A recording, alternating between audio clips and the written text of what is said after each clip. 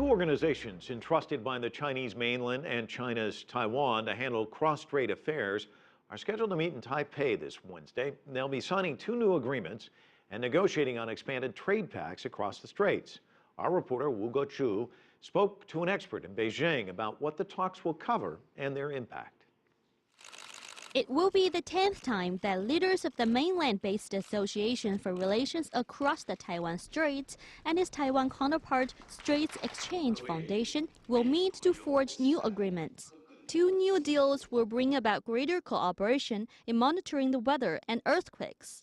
Senior researcher Xie Yu says the deals will create a mechanism to provide better protection to cooperation agreements between the mainland and Taiwan. Typhoons passing the Taiwan Strait affects both, so weather departments on the mainland and Taiwan have already been cooperating on forecasting. Also, the mainland and Taiwan are prone to earthquakes. The two sides have already shared data from the Taiwan earthquake in 1999 and Wenchuan earthquake in 2008. Since 2008, 19 agreements have been signed during meetings between the leaders of the Association for Relations Across the Taiwan Strait and Straits Exchange Foundation. These deals have covered areas such as transportation, tourism, trade, food safety, and fighting crime. The meeting mechanism between the two organizations is seen as an important platform for the Chinese mainland and Taiwan to bring real benefits to people across the strait. Mainland travelers have been allowed to visit Taiwan since 2008. Since then, people from the mainland have made 7 million trips to the island.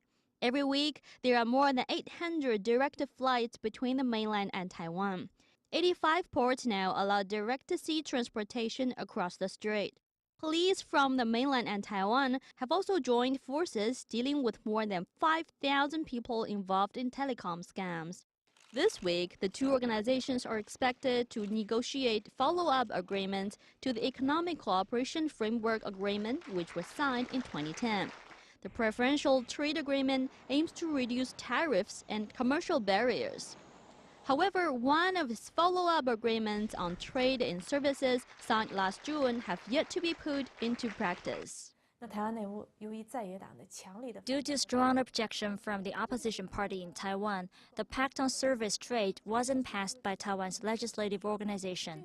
It's an obstacle to the normal progress of cross-strait communication.